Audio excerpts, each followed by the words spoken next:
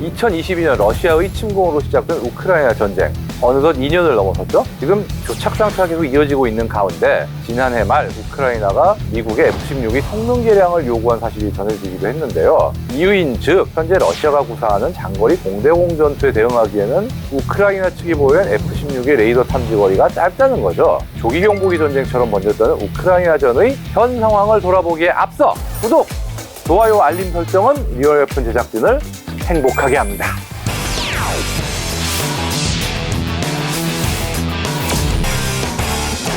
러시아의 최첨단 공중 조기 경보기 즉 AEW 베리에프 A-50U가 우크라이나전의 판도를 흔들고 있다는 소식이 들려왔습니다. 러시아는 A-50U를 이용해서 우크라이나 공군을 최대한 멀리에서 요격하려고 하고 있고, 우크라이나는 이런 러시아의 조기 경보기를 무력화시켜서 활동을 저지하고 자국 공군의 활동 범위를 최대한 넓히려고 하는 건데요.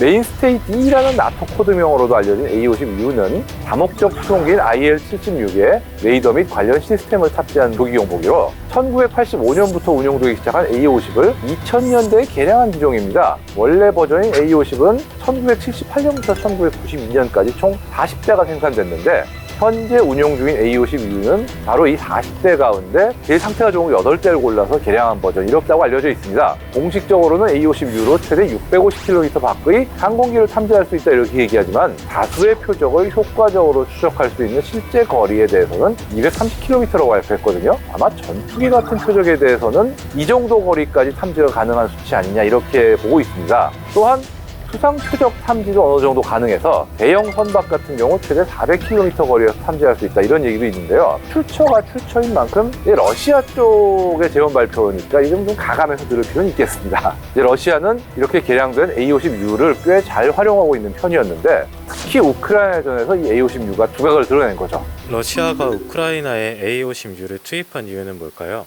일단 지상 레이더의 경우는 지구 공면으로 인해서 어쩔 수 없이 발생한 사각이 나오거든요. 그 때문에 저공 비행하는 항공기를 탐지할 때는 탐지거리가 짧아진다 이런 게 있는 거죠. 이런 부분을 조기 경보기로 커버할 수 있습니다. 조기 경보기는 높게 날아오르기 때문에 수백 킬로미터 밖의 저공 비행체도 내려다볼 수 있는 만큼 러시아 공군은 A-50U를 이용해서 저공으로 비행하는 우크라이나 공군기도 탐지했고요. 장거리 공대공 미사일이나 S-400 같은 지상 방공망 이런 다양한 체계들과 연계해서 격추하는 전과를 여러 차례 올린 바 있습니다.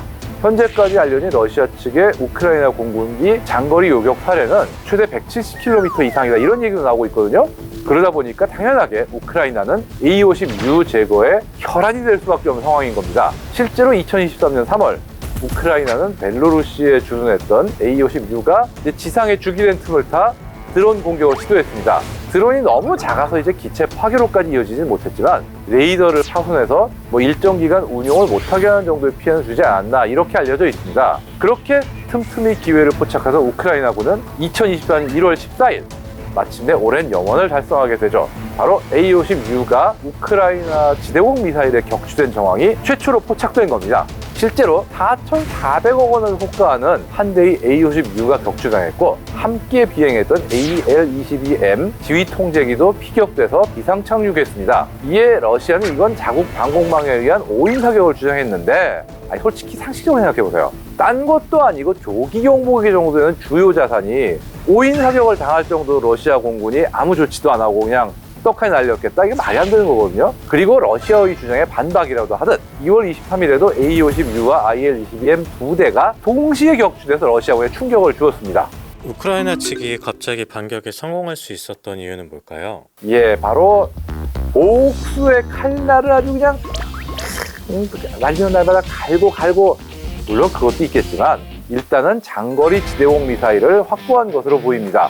최초 격추는 이 패트리엇 지대공 미사일에 의한 것으로 수정이 됐고, 두 번째는 250km의 사거리를 자랑하는 S-200 지대공 미사일에 의해 격추된 것으로 알려졌습니다. 또 다른 이유를 꼽자면 우크라이나는 러시아가 조기 경보기를 최대한 최전선 근처에 근접해서 운용할 수밖에 없게 조건을 만들었습니다. 드론 공격이나 함 공격 등을 계속하면서 크림반도의 지상 레이더들이 정상적으로 가동하기 힘들게 했고요. 그러다 보니까 러시아는 위협을 무릅쓰고 조기 경보기를 전선에서 최대한 가깝게 근접시켜야 했던 거죠. 비행 궤적을 검증할 결과 A-50U가 우크라이나 쪽 육지까지 넘어오는 등 상당히 위험한 상황들이 연출됐다고 하는데 실제로 이렇게 가까이 근접하는 과정에서 피격당한 것으로 확인했습니다. 러시아는 현재까지 보유했던 8대의 A-50U 중에서 2대를 잃었으니 남은 건 6대 정도지만 여기서도 실제 가동 대수는 서너 대 정도가 되지 않을까 추정하고 있습니다. 즉, 이 정도 숫자로는 24시간 연속으로 운용하는 게 쉽지 않은 상태인 거죠. 게다가 지난 3월에는 러시아의 A-50U 지상 지원 시설에 우크라이나가 드론 공격을 추가로 가해서 최소 1대의 A-50U가 피해를 입었다, 이런 보도도 나왔습니다. 이렇게 보면 아무래도 러시아의 A-50U 운용 능력은 현재 상당히 위축되었다, 이렇게 봐야 될 것 같고요. 이렇게 해서 조기 경보기의 한계가 나름대로 드러나지 않았나 싶습니다. 특히 A-50U가 격추당할 당시 2번 다 IL-22M 지휘 통제가 같이 있었다, 이렇게 이야기를 드렸는데, 원래 미국 같은 경우는 조기 경보 통제기는 그 자체의 지휘 통제 능력이 있기 때문에 지휘 통제기가 따로 같이 다니는 경우가 거의 없어요. 근데 A-50U는 무려 2번이나 같이 다녔잖아요. 이에 미뤄봤을 때 결국 A-50U가 그 자체만으로는 지휘 통제 능력은 부족하다, 이렇게 볼 수 있는 거죠. 참고로 북한도 구소련제 S-200을 운용 중인데 우리나라도 결국 안심해서 안 되는 입장이라는 얘기죠. 그렇기 때문에 적의 장거리 방공체계에 대한 위협에 잘 대처할 수 있게 대비해야 되고요. 이번 사태를 교훈 삼아 우리 조기 경보기의 장점을 살린 운용 조리도 잘 연구하고 습득해야 되지 않을까, 이렇게 생각합니다. 감사합니다.